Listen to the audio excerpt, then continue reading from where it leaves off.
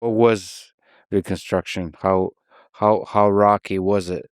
The white South liked to talk about the occupation of the South and how they were under the boot heel.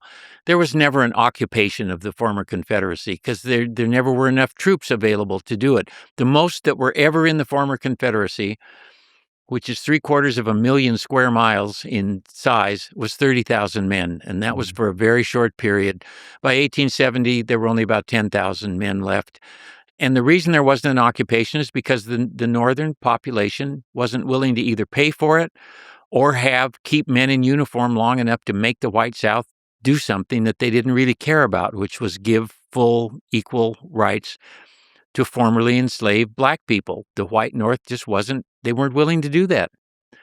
They were willing, largely because of Andrew Johnson's intransigence, in the summer of 1865, when he started to act like the South hadn't even quite lost. They were willing to push far enough to get the 14th Amendment and the 15th Amendment. And that, to me, is sort of miraculous, considering what the attitudes among white people were in the United States. You got the vote given to African-American men, and you got the 14th Amendment. So that's kind of amazing. And those don't go away. They're still there on the books to be interpreted correctly down the line somewhere, even though Jim Crow is a long and ugly episode of what comes. I mean, the Confederates they weren't confused about being defeated. They were crushed. And so they vastly scaled back what they wanted. They had wanted a slave-holding republic. They scaled back for just having white supremacy. And the North, and that's what happened. You ended up with white supremacy and Jim Crow intact, which is a lot different than keeping slavery intact. And that set off the whole process of the civil rights movement that lasted decades. I mean, Jim Crow is the clearest expression of the white South's reaction to defeated Appomattox. Okay, what can we get out of this? We can't get what we wanted. This is the next best thing, and that's what we'll get. We'll get Jim Crow. You know, when you walk the ground of some of these battles, Gettysburg, is there something you can only experience when you're there? In my experience, you cannot replicate in a classroom what you can do at a historic site. I mean, a really historic site. You get people to a place like that. I've given untold tours on battlefields and other historic places. You can talk about so much more than just what you can. So first of all, you can understand what happened on the battlefield better than reading about it or looking at maps, because the terrain makes it much clearer. Mm-hmm. But you can also talk about, okay, what are the men like in the armies who are here? Why are they in the service? A lot of the things we've talked about today. What's the status of the war now? What are the political situations behind the lines?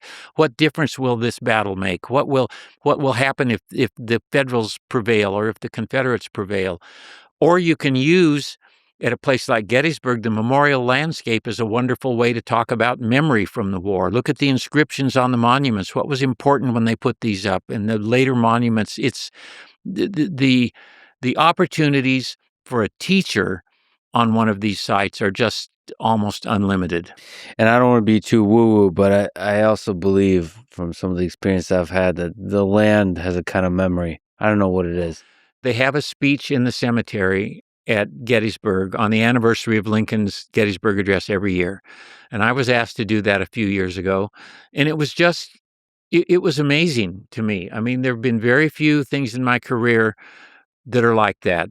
And we stopped in different parts of the cemetery. There were 1,000 people there. It was an extremely cold, windy November 19th. And it was just, talk about feeling the ghosts of the past. It was really something that I've only felt a few times in my life. It was really interesting, really interesting. You've mentioned the Lost Cause a few times. What was the Lost Cause? Who created it, and what did it claim? The Lost Cause is the Confederate memory stream of the war.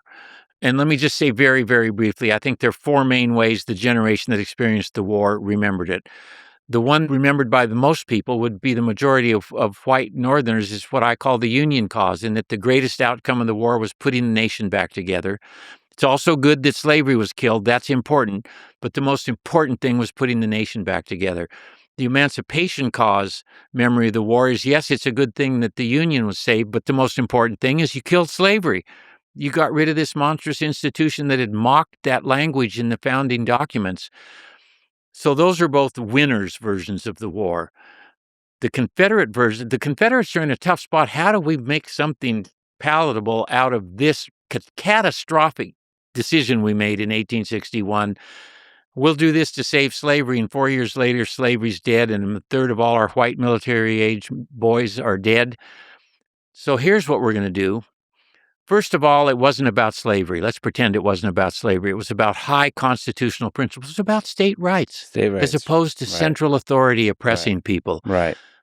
And second, we never could have won. It was a hopeless fight against long odds, and so it was a gallant effort in pursuit of constitutional rights. Okay, that gets us off the hook there. And who are we going to look to? Should we talk about Jefferson Davis? No, we didn't even like him during the war. I know who we'll talk about. Let's talk about Robert E. Lee. He won victories against the odds. So these are kind of the main tenets of the lost cause. It wasn't about slavery. We never could have won. There's no loss of honor in losing a battle you never could have won, but that you waged for high constitutional principle. And let's talk about Lee, because we don't want to talk about Jefferson Davis, and there's almost no one else to talk about except maybe Stonewall Jackson. Those will be our two boys that we talk about the most. And that is basically the short form of the lost cause. The fourth way that people remembered, and this came a little bit later, was the reconciliation cause, where this is kind of white Northerners and white Southerners agreeing not to talk about slavery. Don't talk about emancipation. Let's talk about shared American virtues of courage and so forth. So some of that still persists with us today. We look at the Confederate flag. So some historians argue for the long, quote, long Civil War. Sure. And it's really long. It's the Civil War that never ends, kind of. And I certainly think that there are ramifications from the Civil War that have never ended. But I think the Civil War ended, and I think it ended in the early summer of 1865 with the destruction of the Confederate government, the absolute dissolution of all the Confederate military forces.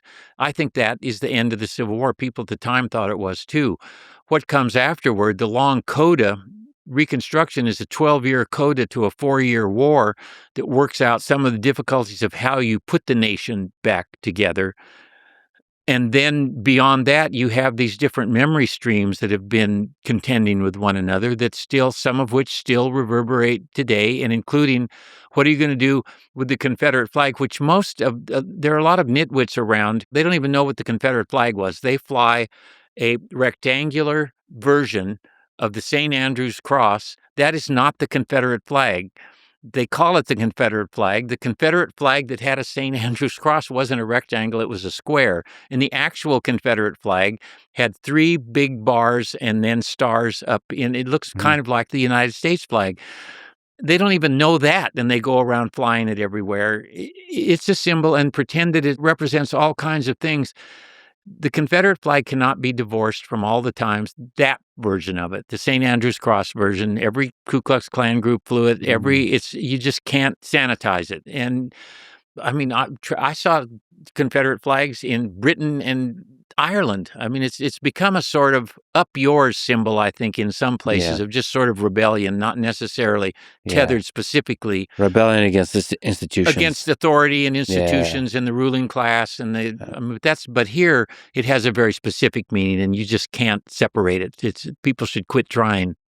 So you taught at UVA and lived through Charlottesville in 2017. Can you tell me what Charlottesville was? What did it mean? It's really interesting because the day just before that, I did a long interview with Katie Couric, who was working on a documentary about Confederate monuments. And she and I spent 2 hours walking around the UVA campus, talking about the Confederate monuments were there. She was a student at UVA. She said, I didn't even know these were here. I said, well, most people don't know they're here. They're not aware of this part of the landscape. We had no idea. Her film crew went out the next day and filmed what was going on when they actually had the violence and the crowd at the Lee statue, which was downtown. I didn't go down to watch any of that. What's your view on Confederate monuments? The monuments that capture these periods, these complicated periods of our history. Well, I have complicated views, but my first reaction to that is they're not all the same. They're treated as if they're all exactly the same, and they're not. There are the Silent Sam, which was on the campus at UNC for years. It had some of the rhetoric when they dedicated that is really horrific. It's horrible rhetoric, and I can understand why that needed to go. There's what was called the Battle of Liberty Place monument in New Orleans that was a white supremacist monument, very definitely that. I think that local places should decide these. Wherever the monument is, I think that's who should decide if the local, and I think there should be a process how they decide it. Let people have a public hearing, but they did that in Charlottesville, actually, had a public hearing. I went and talked at it. Lots of other scholars and local people talked at it. And then they had a commission that they had set up, and the commission voted to keep the monuments in place, but examine them with texts that put them in context, and then put up new monuments to previously ignored groups. The city council then came in and overrode that and decided they took them all down in Charlottesville. They also took down the Lewis and Clark monument, and they took down all the monuments that had been put up. I think many of the Confederate monuments, the kind of ones on courthouse lawns and so forth, that were put up by the Confederate generation, that is, the veterans themselves and the women who were alive during the war, tend to be monuments to the common soldiers, that this kind of lost generation of young men. The later wave of monuments that came were put up by other groups that they're not really Confederate monuments. They're put up by the ones that were put up in the 20s and 30s. A third wave were put up in reaction to the civil rights activities in the 50s and early 60s. And then a fourth wave went up after the movie Gettysburg and Ken Burns' series. But they're complicated, and I see them as historical. And I understand the arguments on both sides. I understand people who just say they're hateful. They bring up hateful remembrances. We should get rid of all of them, every one of them. I used them as teaching tools in Charlottesville for years with groups of teachers and students. There were 5 monuments in Charlottesville, 2 that were put up by veterans, 2 that were put up by groups later. The Lee and Jackson statues were those. And then there were 2 bronze plates on the side of the rotunda that just listed UVA graduates who died in Confederate service. They had about 500 names on them. Those were all of the Confederate statues there. And I used them to talk about different strains of memory, and used the main tenor at the Lee statue when it went up was this reconciliationist Lee. Lee wanted the nation back together. Lee at Appomattox, that kind of stuff. Didn't have anything to do with Jim Crow or white supremacy, although all the people who put them up probably would have, clearly, we would consider them racist. They were in favor of white supremacy. But you don't need statues in the post-war South and the Jim Crow South. You have the police force, state law, local law, state troopers. That's what enforces white supremacy, not statues. The historian in me likes to use them as part of the historical record, interpret them, use them to explain different parts of U.S. history. That's how I use them. Having said all that, I did and still do believe that it should be a local issue. If a locality decides they don't want them up anymore, then don't have them up anymore. I think if we ignore history, we're going to be doomed to repeat it. I think that's, we should never censor books. We should read books. We should read Mein Kampf. We should read books that capture a certain moment in history, even if it's a hateful moment in history, even if it's a destructive moment in history. We need to understand. Or have them read texts written at the time that have language that we wouldn't use now. It helps you understand the time. Yeah. There are a lot of hard edges in the past. There are a lot of nice edges, too, that make you feel good. But there are a lot of really hard edges in the past. And if you're going to be serious about coming to terms with history, you need to accept that and deal with them and talk about them, and not just try to erase them, I think. There are a lot of books that people won't read now. I taught a graduate seminar at one point on foundational 19th century texts, and one of the texts I was going to that I assigned in the class was Huckleberry Finn. And a lot of the students said they wouldn't read Huckleberry Finn because they knew it had language in it and they didn't want to see those words. Even just reading about slavery, American and otherwise, it's hard. It's really difficult, but, like, we're capable of that. We humans are capable of that, and it doesn't somehow go away because we agree for it to go away. We're always can return back to that, maybe in other forms, in other ways. We can do evil things onto each other, and I personally believe all of us are capable of doing evil things onto each other, and the dark reality of that is we too readily convince ourselves that we're doing good. Yeah, because if you're doing good, you can do anything, You and can it's do anything. justified if it's good. Yeah, If the end is good, yeah. all bets are off. You can do anything that you wanna do. And reading history to realize that we need to think deeper and more critically about our actions, and also that history is complicated and there's a bunch of different forces, um, is really important. And also to realize that individuals can turn the tides of history, can lead to progress, can stop evil doing when it's happening. All those things. Like the power of the individual is immense.